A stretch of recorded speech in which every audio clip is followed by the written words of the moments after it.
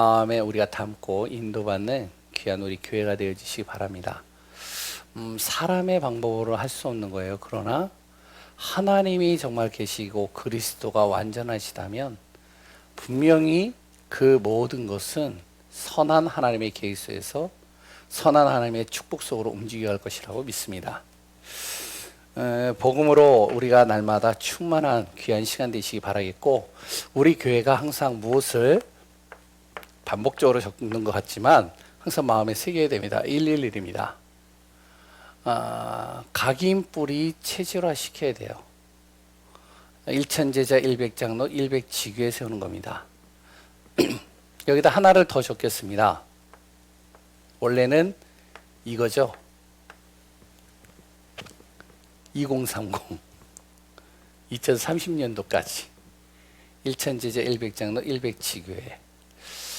역사는 하나님이 하시는 거고요. 하나님이 이루어 가시는 것이기 때문에 우리는 기도하면 됩니다. 하나님의 시간표는 반드시 이루어지게 되어 있고 역사는 반드시 성취되어지게 되어져 있죠. 그러면 지금부터 우리가 해야 될 것은 뭐냐? 빈 곳 이산지입니다. 그래서 우리가 날마다 그리스도 안에서 복음 잡고 승리하는 귀한 분들 되시기 바랍니다. 오늘 서론에 주보에 이제 거기에 기록에 나와져 있는 걸 보신다면 서론에 뭐라고 적혀져 있죠? 행복의 기준에 대해서 적혀져 있죠. 행복 여기다 적을까요?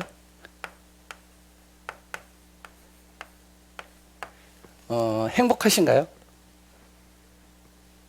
행복하시나요? 그럼 무엇이 행복한가요?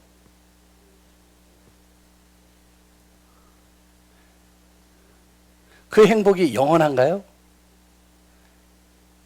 내가 지금 얘기하고 있고 내가 정말 행복하다라고 하는 것이 영원한 행복이 되어지고 있나요? 영원히 행복할 것 같나요? 예, 우리 성도님들이야 뭐 워낙 너무 많이 들어가지고 답은 다 알고 있는데 대부분이 이제 행복하십니까? 그러면 둘 중에 하나입니다. 뭐냐면은 뭐 행복하지 않다. 지금 난 이 상태가 정말로 만족스럽고 행복하다. 그럼 무엇이 행복합니까? 하면은 이제 거기에 대해서 이제 조금씩 이제 퀘스천이 되어지죠. 서로가 다 달라지죠. 행복의 기준이 어디에 있을까요? 행복 지수를요, 이제, 이렇게 조사를 했대요. 전 세계를 놓고. 가장 행복하다라고 하는 나라가 어딜까요? 그러니까 행복 지수가 높은 나라. 여러 나라들이 있는데 행복 지수가 높은 나라가 어디냐면 필리핀이에요. 그리고 에티오피아예요. 행복 지수가 엄청 높대요. 그 행복 지수가 낮은 나라는 어딜까요? 예? 뉴욕. 그리고 맨하탄. 그리고 일본. 행복 지수가 가장 낮대요. 어디서 살고 싶으세요? 행복지수가 높은 곳에서 살고 싶으세요? 행복지수가 낮은 곳에서 살고 싶으세요? 반응이 없으시네요. 예? 별로 관심이 없다는 거죠. 예, 행복지수가 높다라고 한다고 해서 우리가 다 필리핀에서 살고 싶다. 그런 사람은 많지는 않을 겁니다. 행복의 기준이 어디에 있을까요? 우리가 그걸 정확하게 봐야 되겠죠. 육신적으로 본다면 물론 이제 여러 가지를 볼 수 있겠지만 우리의 행복의 기준은 어디에 있죠? 하나님으로부터 우리의 행복의 기준을 찾게 되죠. 그래서 우리는요, 창세기 1장 27절에서 28절. 원래 인간이 하나님의 형상으로 창조되고요. 모든 것을 정복하고 다스릴 수 있는 신분과 권세를 가진 존재로 창조되어졌습니다. 가장 행복한 존재로 창조되어졌죠. 그 사람은요,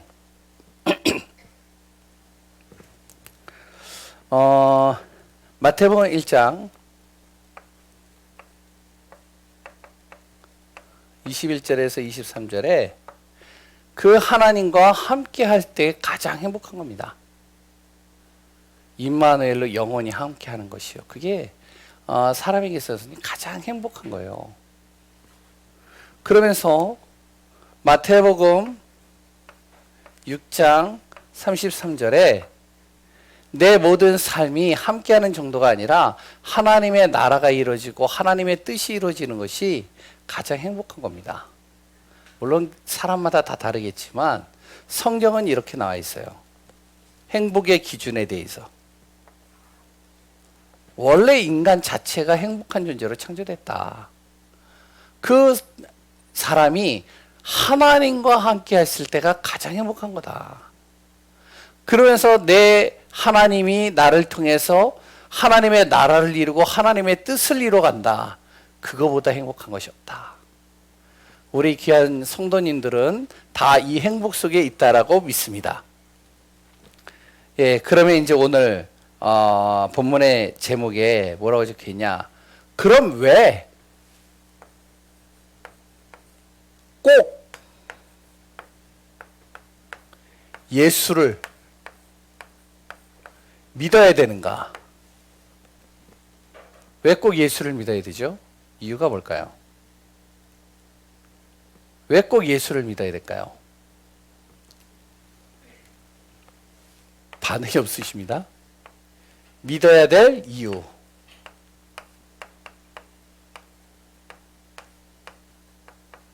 그 이유가 뭘까요? 아니, 왜 꼭 예수를 믿으라고 할까요?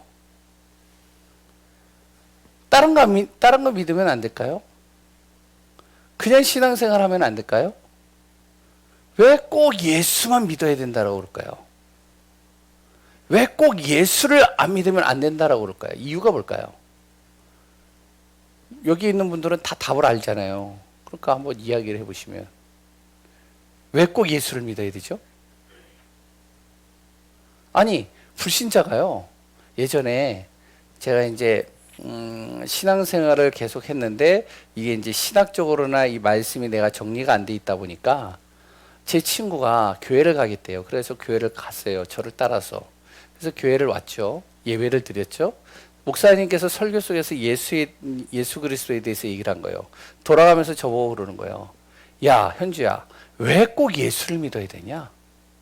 그 믿어야 되는 이유가 뭔데?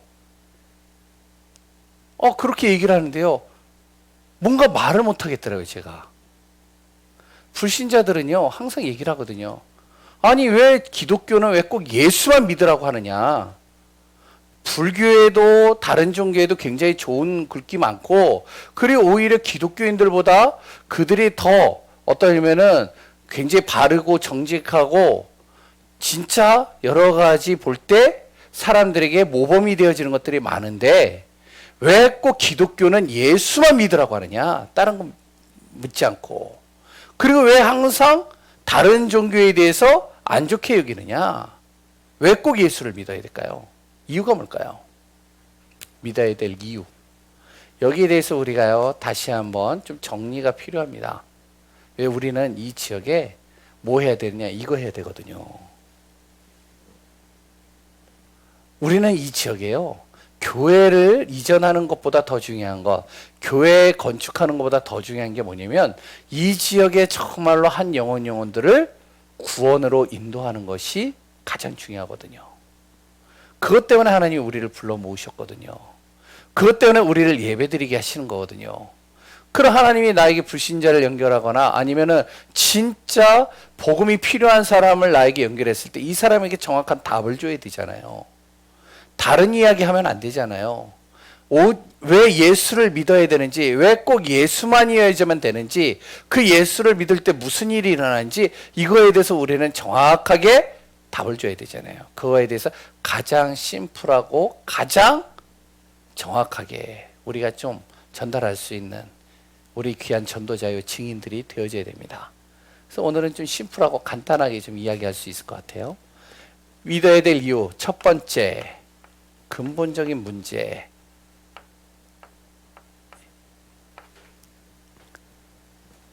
하나님을 떠난 사람은요, 근본적인 문제에 딱 걸려버렸습니다. 그 문제가 뭐죠?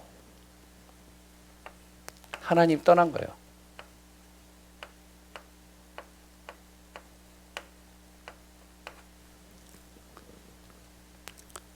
여기에 딱 걸려버린 겁니다. 왜 하나님 떠나는데 그게 뭐가 문제일까요? 하나님을 떠나는 창세기 3장에 하나님을 떠나는 순간 무엇이 들어왔냐면 죄가 들어왔어요. 하나님 떠나는 순간 우리가 그렇게 해결하고 싶었던 저주와 재앙들이 거기서 다 들어왔어요. 죽음이 들어왔고요. 질병이 들어왔고요. 고통이 들어왔고요. 모든 문제가 하나님 떠나는 순간부터 들어왔습니다. 그래서 예수 믿는 거예요. 두 번째는요. 왜 예수를 믿어야 되느냐? 그 이유가 뭐냐? 인생의 문제입니다. 이거 해결하려고요. 사람의 진짜 문제가 뭐죠? 지금 우리가 살고 있는 사람들의 진짜 문제는 먹고 사는 문제가 가장 크거든요. 그러다 보니까 사람들이 어디에 묶여 있냐면 바로 돈에 묶여 있습니다. 아니라고 그래도 돈에 다 묶여 있어요. 뭔지 모르게 돈에 탁 잡혀 있어요. 자기가 조금만 손해보잖아요? 그러면요, 핏대를 세우고요, 난리를 칩니다. 그렇게 경건했던 중지처분이요, 돈 앞에 딱 서니까요, 안면몰수가 돼버려요. 그리고요, 사람이요, 뭐에 묶여 있느냐? 성공에 딱 묶인 겁니다. 성공을 위해서 달려가는 거예요. 자신의 자녀들 또한 그 속으로 집어넣는 겁니다. 그러니까 여러 가지요, 절약해가면서, 그리고 또한 여러 가지를 줄여가면서 아이들 학원 보내고요, 그랬던 여러 가지 교육도 시키고요, 조기 교육 시키고요, 여러 가지 다 하는 거예요. 그걸 나쁘다라고 얘기를 하는 게 아니에요.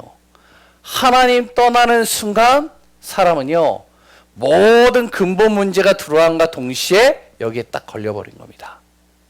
돈에 걸렸고요, 성공에 걸려 있어요. 그리고 또한요, 뭐에 걸려 있느냐? 바로 사단이 만들어 놓은 보이지 않는 흑암의 문화에 딱 걸려 있는 겁니다. 여기에 갇혀 있어요. 이 인생의 문제에서 빠져나올 수 있는 길은 다른 게 없습니다. 종교에서는요, 이것을 빠져나오기 위해서 고행을 해야 되고, 그래 또한 성찰을 해야 되고, 뭔가 이것을 해결하기 위해서 세속을 떠나라고 얘기를 하거든요. 그래서 깊은 산 속으로 들어가든지 여러 군데로 이제 해결하려고 몸부림치잖아요. 해결이 안 돼요. 딱 걸려버리는데요. 왜 예수를 믿어야 되느냐? 영원한 문제에 걸려 있습니다.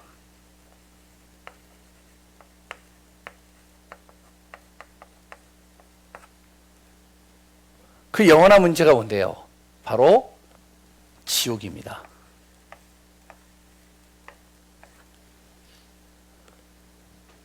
무슨 말이죠? 바로 지옥, 영원한 지옥. 이 땅에서의 지옥과 같은 배경에 살다가 영원한 지옥으로 가는 거예요. 많은 사람들이 그렇게 살고 있어요. 행복을 위해서 가는데, 그런데요, 사는 게 지옥이라. 이 사람 만나면 행복할 것 같아. 이것만 있으면 행복할 것 같아.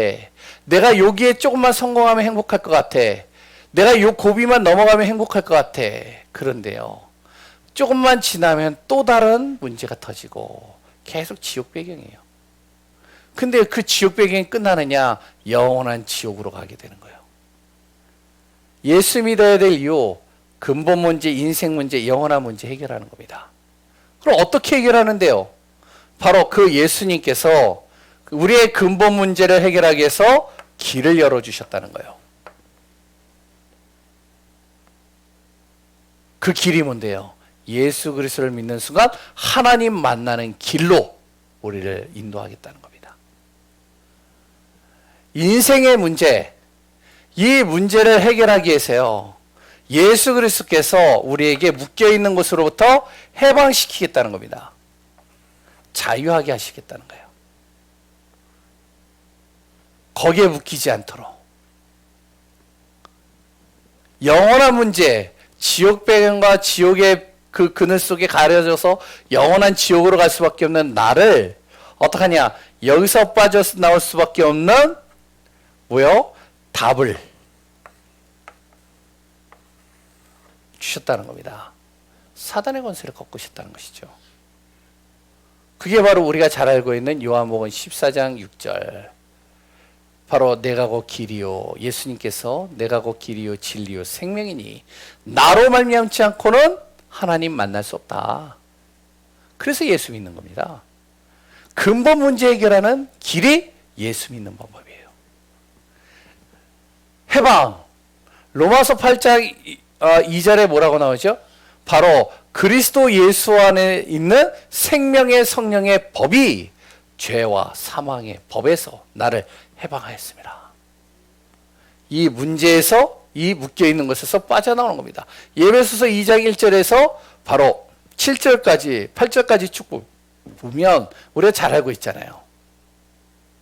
완전히 허물과 죄로 죽어버렸고 바로 세상의 공중권세, 흑암의 권세, 세상의 풍습에 끌려다닐 수밖에 없었고 육신의 소욕을 따라서 가는데 진노의 자녀처럼 날마다 내 안에 문제와 어려움 투성이로 왔던 내가 예수 하나님의 은혜로 말미암아 예수 그리스도를 통해서 내가 여기서 해방된 겁니다. 인생의 문제가 해결된 거예요. 그래서 예수 믿는 거예요. 영원한 문제입니다. 사단이요, 어떻게 해서든지 보이지 않는 이 사단이요, 우리의 생각과 마음과 우리의 영혼과 우리의 모든 삶 속에 지옥 배경을 만드는 거예요. 자꾸 분노를 집어넣고요, 상처를 건드리고요, 여러 가지 문제들을 계속 집어넣고 염려, 걱정, 근심과 불안과 불신앙을 계속 집어넣어서요, 내 자신 스스로가 지옥 배경이 되게 만드는 거예요. 어제도 저는 저희 집에서 뭐가 되어졌느냐? 지옥 배경이 됐거든요. 그런데요, 희한하죠. 예수 믿는 것으로 끝나는 게 아니라 예수 그리스도의 이름으로 제가 기도하고 예수 그리스도를 딱 바라보는 순간 내 안에 뭐가 임하느냐? 하나님의 나라가 임해버려요. 순간순간 지옥 배경이 되는데, 그런데 그리스도 예수를 믿고 바라보고 가는데 내 자신의 생각과 마음과 모든 것을 하나님께서 나를 치유해 가시는 거예요. 영원한 문제 해결이죠. 그래서 우리가 예수 믿는 겁니다. 다른 이유가 없어요. 많은 사람들의 행복의 기준을 여러 가지 얘기를 하지만 진짜 행복의 기준은, 영원한 행복은 성경은 딱 하나를 얘기를 해서 하나님 만나야 된다. 만나는 길이 뭐냐? 예수 그리스도. 그럼 그 예수 그리스도를 왜 믿어야 되는데 우리가 알아야 되겠죠. 두 번째, 그러면 예수 믿을 때 일어나는 일입니다. 예수 믿을 때 일어나는, 믿음으로 일어나는 일. 뭐 이렇게 적겠습니다. 예수 그리스도를 내가 믿는 순간 무엇이 되냐? 세 가지가 회복이 됩니다. 우리가 아무리 몸부림쳐도 해결이 안 되어지는 문제들이 회복이 되어지기 시작해요. 첫 번째가 뭐냐? 신분이 바뀝니다. 이게 굉장히 중요한 거예요. 신분 하나 바뀌었는데 모든 게 달라지잖아요. 아무리 나에게 여러 가지 이야기를 해도 내 자녀는 절대 바뀔 수가 없어요. 맞죠? 그리고요, 아무리 모자라도 내 새끼는요, 가장 사랑스러운, 새끼라고 그러면 되겠다. 내 자녀는요, 가장 사랑스러운 존재입니다. 신분의 차이가 그래요. 우리가 무엇이 되죠? 하나님의 자녀된 신분이 되어졌다는 거예요. 하나님께서 나의 인생을 책임져 주시는 정도가 아니라 바로 하나님의 모든 권한, 권세, 능력을 나에게 허락하시겠다는 거예요. 그리고요, 권세가 회복된 겁니다. 그 예수 그리스도 이름으로 기도하는데 응답이 시작되는 거예요. 그리스도 예수의 이름으로 기도하는데 천사가 움직이는 거예요. 그리스도 예수의 이름으로 기도하는데요, 사단의 권세가 벌벌 떠는 거예요. 그래서 바울이요, 가는데 어떤 일을 하죠? 지나가는데 어떻게 하면은 흑암과 어둠, 이 귀신 들린 사람들이 벌벌 떠는 겁니다. 바울이 대단한 것이 아니라 그 안에 무엇이 담겨져 있느냐? 바로 그리스도 예수의 권세가 담겨져 있기 때문에. 그래 또 뭐가 회복되어졌죠? 예배 드릴 수 있는 회복이 주어진 겁니다. 예수 믿는 순간요, 하나님께서 사람을 창조하신 다음에 두 가지 제도를 만들었죠. 가정제도와 예배제도입니다. 예배제도는 뭐죠? 하나님께 영광 돌리고 하나님과 소통하고 하나님과 교제하고 하나님과 함께하는 비밀을 누리는 방법이에요. 바로 예배입니다. 예배를 회복시키셨어요. 그래서 예수 믿는 사람들이 예수 딱 믿게 되면은 어떻게 하냐? 예배를 드리고 싶어져요. 예배를 드리고 싶다니까요. 예전에 예수님을 영접을 했던 그 사람이요. 이제 말씀을 계속 전하는데 이분이요. 교회를 오고 싶어 하는 거예요. 왜 오고 싶냐고. 예배 드리고 싶어서. 아니, 아직 멀었다고. 꼭 가고 싶다고. 나 진짜 예배 드리고 싶다고. 내가 오지 말라고 그랬거든요. 그때 내가 왜 오지 말라고 그랬는지 모르겠어요. 근데 오지 말라고 그랬어요. 그런데 이 사람이 찾아서 왔어요. 예배 드리러. 두 번째요. 예수 믿을 때 일어나는 일이 있습니다. 우리 안에 능력이 주어집니다. 이거는요. 세상의 능력과 내 안에 있는 능력을 뛰어넘는 능력입니다. 어떠한 능력이죠? 바로 하늘 보호자의 능력이에요.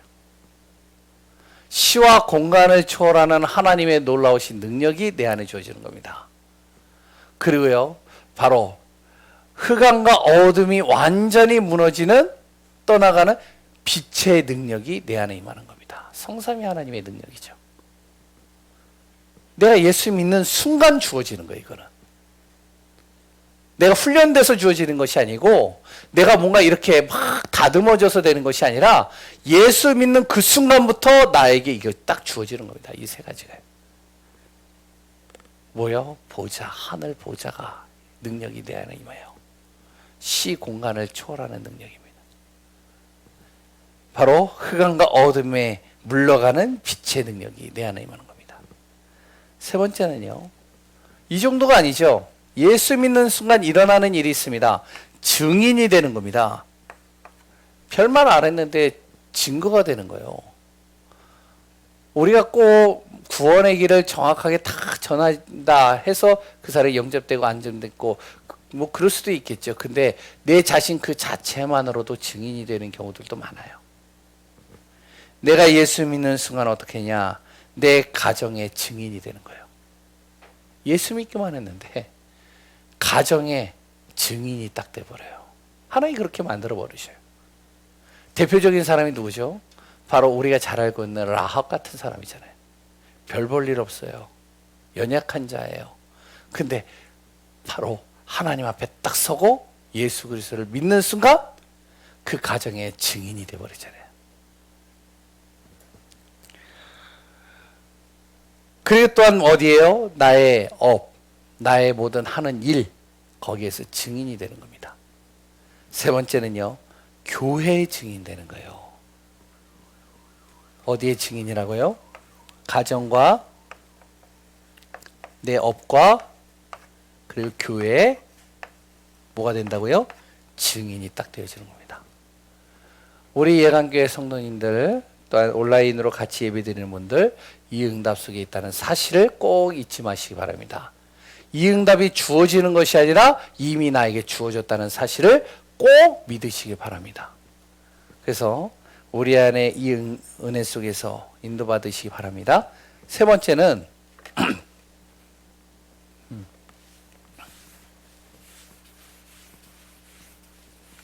왜 꼭 예수를 믿어야 되는가? 믿어야 할 이유와 그랬던 그 믿는 순간 일어나는 일. 그러면 세 번째, 우리가 뭐 이거는 잘 알고 있는 거잖아요. 어떻게 예수를 믿어야 돼? 어떻게 예수를 믿냐? 그 첫 번째가 뭐죠? 성경대로 얘기를 한다면 요한복음 1장 12절입니다. 뭐라고 나와 있죠? 영접하는 자. 누구를 영접해요? 예수 그리스도를 영접하는 자. 그 다음에 또 뭐라고 나오죠? 그 이름. 어떤 이름이요? 예수 그리스도의 이름을 믿는 자는 하나님의 자녀가 되는 권세가 주어진 거예요. 뭐죠? 예수 그리스도를 영접하고요.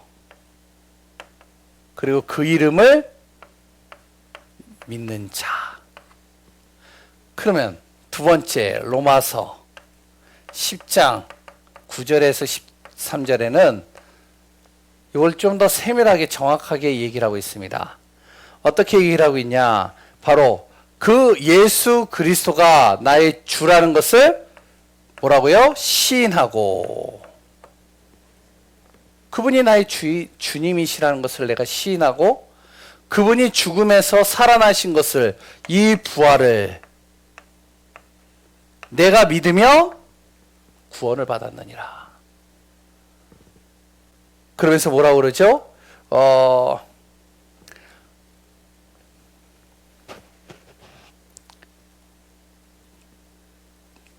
10절에 뭐라고 나오죠?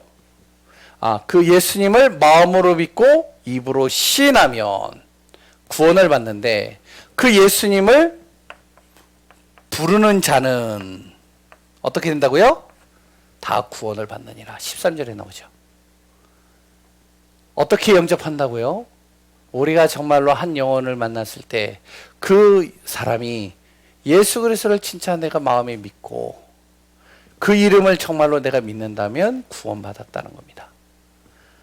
그 분이 나의 주인이시고 그 주님께서 죽었다가 다시 살아나신 것을 내가 믿고 그 예수 그리스도를 내가 부르면 바로 어떻게 해요? 구원에 이르느니라.